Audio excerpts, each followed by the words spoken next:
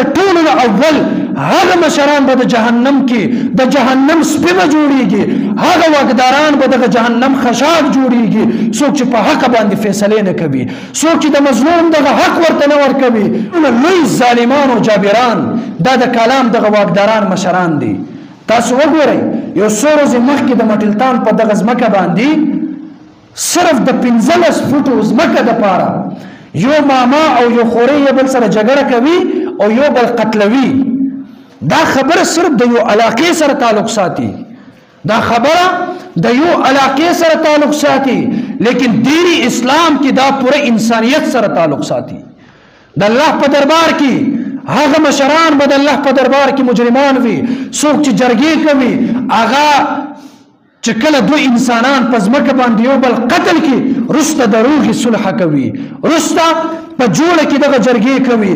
نو مخکې به د جرګه کړې وه که نه، دغه مظلوم ته به د حق ورکړی و، د ظالم نه به د ځمکه اخیستی و. ستا مشروالی په دې ځای کې درته په کار راغلی و.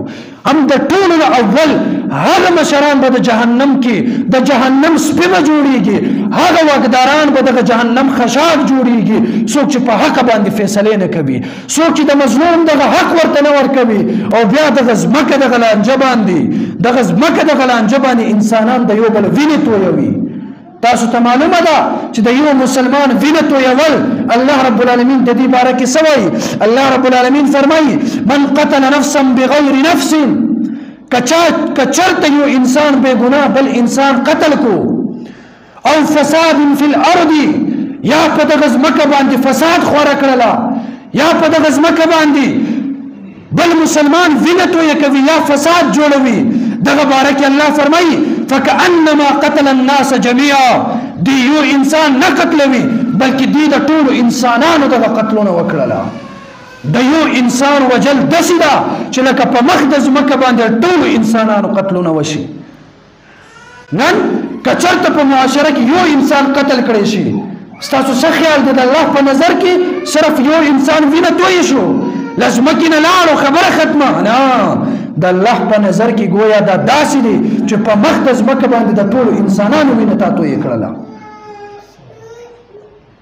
حضرت ابن عمر رضی الله عنه دا د رسول الله یو صحابي دی، دی یو ورځ خانه کعبې ته مخامخ ودرېږي. هغه خانه کعبه چې په مخ د ځمکه باندې ټول خلک هغه خانه کعبې طرف ته مخ اړوي منځونه کوي. هغه خانه کعبه چې هر غریب مالدار مسلمان په زړه کې دا تمنا لري چې زه لاړ شم د خانه کعبې ګیر چاپېره طواف وکړم. هغه خانه کعبه چې په مخ د ځمکه باندې هغلته یو لمونځ کول په مخ د ځمکه باندې د هر مسجد نه زیات اجر الله رب العالمین انسان ته ورکوي. هغه خانه کعبه چې په 24 غنټو کې یو ورځ هم داسې نه راځي چې هغې ګیر چاپېره طواف نه کېږي، هغلته د الله صدا نه بلندېږي. هغه خانه کعبه چې هغه په مخ د ځمکه باندې د ټولو نه بهترین ځای دی. ابن عمر رضی الله عنه هغه خانه کعبې ته مخامخ ودرېږي، هغه خانه کعبې ته مخامخ ودرېږي، وایي اے خانه کعبہ رب کعبہ کی قسم تیرا مقام اللہ کی نظر میں بہت اونچا ہے، ستا مقام د اللہ پر نظر کی ډیر اوچت دے، لیکن اللہ کی قسم ایک مومن مسلمان کا مقام تجھ سے زیادہ اللہ کی نظر میں بلند ہے. اے خانہ کعبہ ته ډیر معززی، ته ډیر مکرم یې، ته ډیر زیات شرف او مقام او مرتبه والا یې، لیکن خانه کعبه د الله په نظر کې لتانه زیات مقام د یو مسلمان دی. وس هغه مسلمان د ځمکې د ټوکړې دپاره د بل مسلمان وینه تویوي، د هغه مسلمان چې هغې مقام او مرتبه خانه کعبې نه هم اوچت د الله په نظر کې دی. نن مسلمان په کم جهالت په تورو تیارو کې پراته دي. هغه بني اسرائیل هغه د رسول الله مبارک علیه السلام په زمانه کې د مکې مشرکانو دغه لانجه کې به د مسلمانانو نه بلکې د خپل دغه قام قبیلې خلکو دغه وینه به یې تویوله. نن هغه جهالت په دې دور کې دی. ولې قرآن نه دی ویلی کل من علیها فان، دنیا کې چې څه دی دا ټول فنا کېدونکي دی.